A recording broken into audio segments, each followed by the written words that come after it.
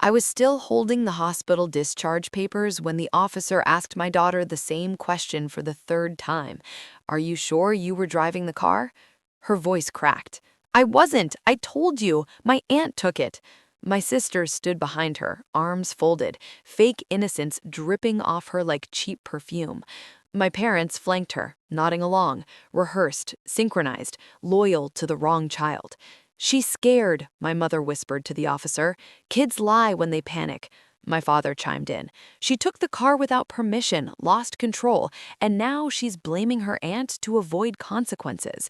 My daughter's face turned red, not from guilt, but from the humiliation of watching her own blood betray her. I said nothing, not because I believed them, but because silence was the first step. My sister Aisha was born 3 years after me, and my parents decided early that she was the shining one, the one who needed support, deserved more, should be protected. I was the one who could handle things, a lifetime of lowered expectations disguised as compliments. So when she asked to borrow the car I bought for my daughter's 16th birthday, I said no. Calm, clear, final. But golden children don't hear no. They hear challenge accepted. At 2:47 a.m., my phone rang. Trees, sirens, a smashed front bumper. My daughter, unconscious, and Aisha, unharmed, standing there with an expression that screamed, "Fix this for me." She whispered before the cops arrived, "Just say she was learning to drive. Please, I can't afford charges." I didn't respond. I didn't have to. My silence filled the space with the truth she didn't want to hear. So she pivoted. She blamed my child. My parents backed her. They always did. Anger would have been easy. Yelling would have satisfied them. They would have labeled me dramatic, overreacting, emotional. So I gave them nothing. Instead, I watched, listened, collected. I replayed every detail. Police body cam angles, her slurred excuses, the timeline she hadn't rehearsed properly. I didn't want revenge out of rage. I wanted justice with precision. While they thought I was letting it go, I was working. Step 1, the security footage. My home cameras caught Aisha taking the keys from the kitchen drawer, caught her driving away alone, caught her returning in an Uber after the crash. Step 2, the body cam request, legally requested. She said 4 different versions of the story within 12 minutes. Step 3, the insurance company. I filed a claim not for damage, for fraud on her.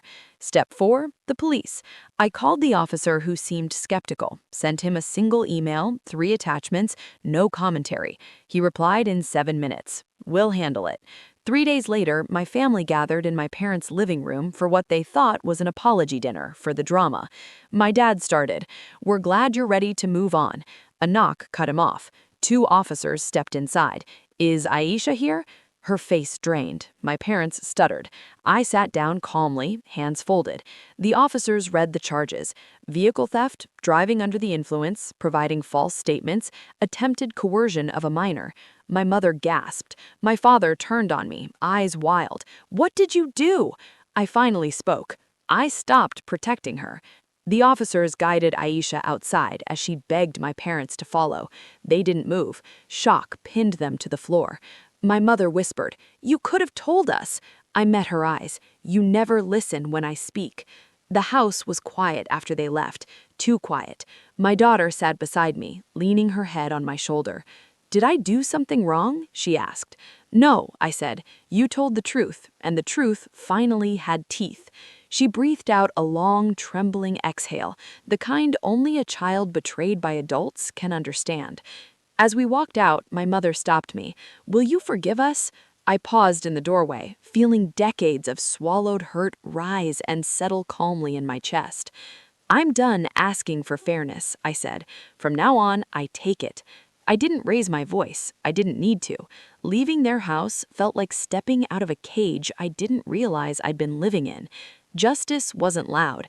It was quiet, precise, surgical, and when it arrived, their faces went pale.